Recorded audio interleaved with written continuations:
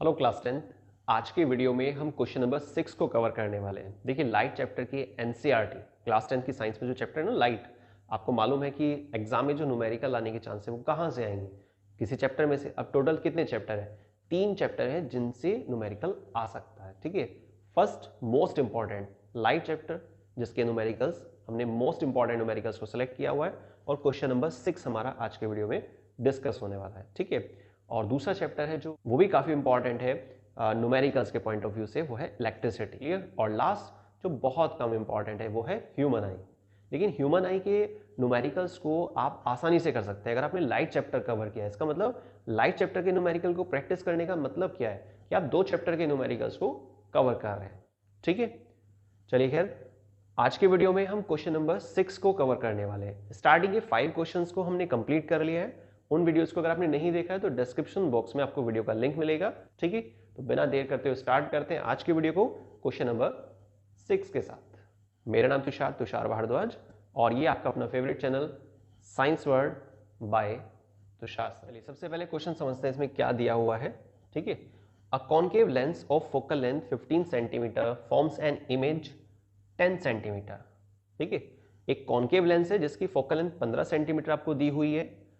अब ऐसा लेंस जिसकी फोकल लेंथ 15 सेंटीमीटर है वो इमेज क्रिएट कर रहा है 10 सेंटीमीटर फ्रॉम लेंस, मतलब 10 सेंटीमीटर की दूरी पर इमेज जनरेट कर रहा है। लेकिन इमेज कब बनेगी? जब ऑब्जेक्ट प्लेस होगा। आगे वही लाइन लिखी हुई है, हाउ फार, कितनी दूरी पर ऑब्जेक्ट को प्लेस किया जाए जिससे कि 15 सेंटीमीटर फोकल लेंथ वाला कॉन्केव लेंस जनरेट कर सके 10 सेंटीमीटर की दूरी पर इमेज को। अब इस केस का आपको क्या करना है? रे डायग्राम ड्रॉ करना है। क्लियर? सोचिए यहां पर क्या क्या दिया हुआ है। हाउ फार मतलब यू फाइंड करना है, दूसरी चीज है ड्रॉ अ रे डायग्राम। देखिएगा इसमें रे डायग्राम ड्रॉ करना है। ठीक है, तो चलिए स्टार्ट करते हैं। पहले क्या क्या चीजें दी हुई है उसको नोट कर लेते हैं। फर्स्ट आपको दिया हुआ है focal length is equal to 15 centimetre. यहां जो फोकल लेंथ होगी वो रहेगी माइनस में। माइनस में क्यों रहेगी? क्योंकि मेन फोकस जो होता है ना कॉन्केव लेंस का, वो लेफ्ट साइड में होता है, और लेफ्ट साइड कैसे होता है?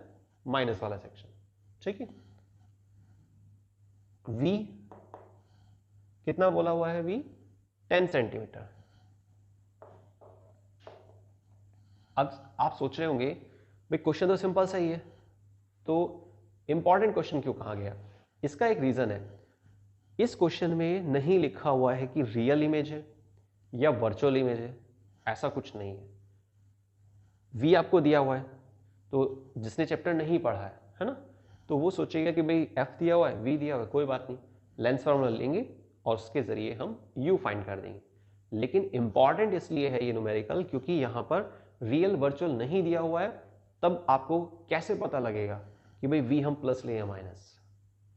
ये रीजन है इस न्यूमेरिकल को सिलेक्ट करने का। ठीक है, तो v हमारे पास कैसा होना चाहिए? इसके लिए देखिए आपको थोड़ा सोचना पड़ेगा।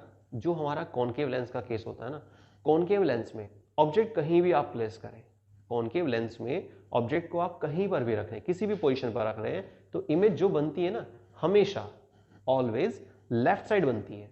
और लेफ्ट साइड अगर इमेज बन रही है तो इमेज की डिस्टेंस मतलब कि v कैसा होना चाहिए? माइनस होना चाहिए। ठीक है, तो यहां हम लगाएंगे माइनस। अब फाइंड क्या करना है आपको? यू फाइंड करना है, और डायग्राम, डायग्राम तो लास्ट में बन जाएगा, रे डायग्राम। अभी हम लिखने वाले हैं लेंस फॉर्मूला। ये हमारा हो गया लेंस फॉर्मूला। एफ कितना?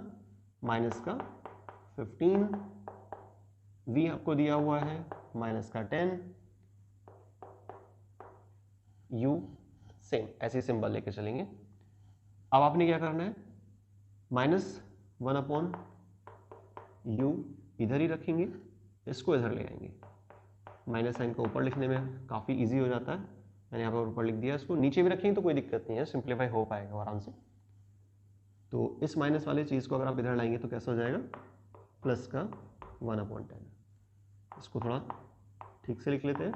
माइनस का 1/u हमने लेफ्ट में डाल दिया है, इसको राइट में दे जाते हैं। ठीक है,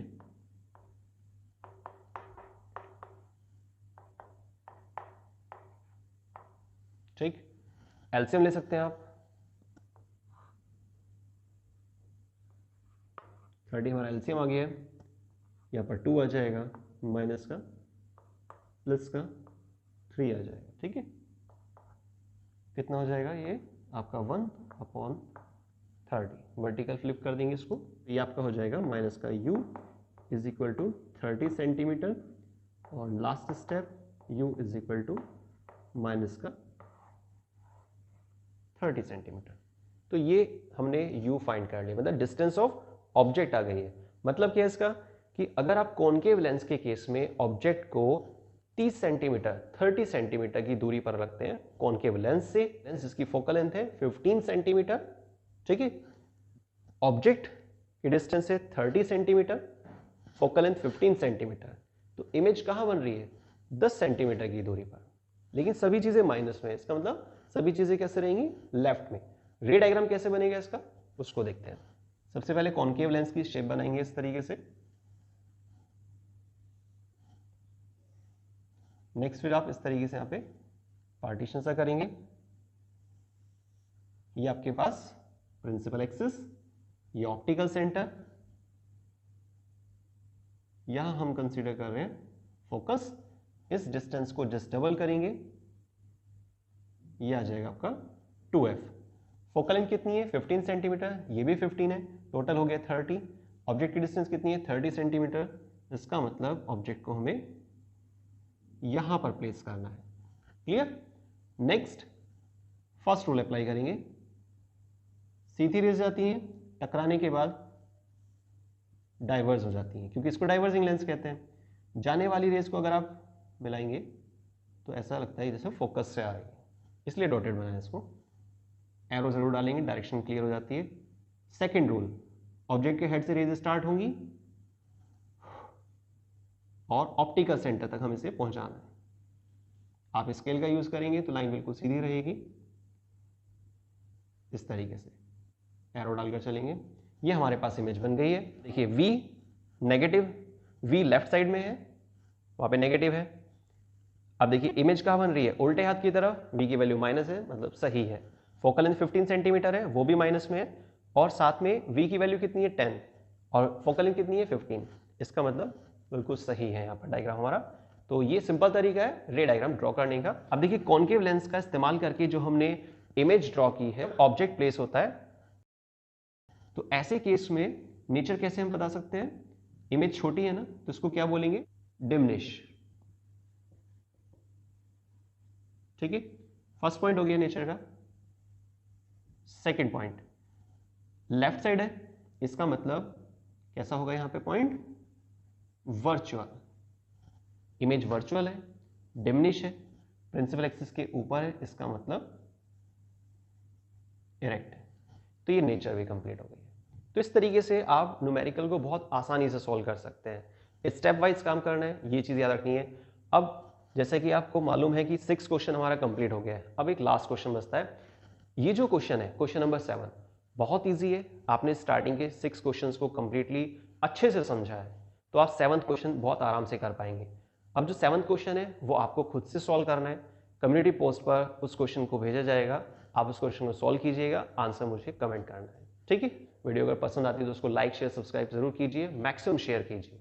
मिलते हैं नेक्स्ट वीडियो में एक और नए इंपॉर्टेंट टॉपिक के साथ। वीडियो को स्टार्टिंग से लास्ट तक देखने के लिए बहुत बहुत धन्यवाद। थैंक्स।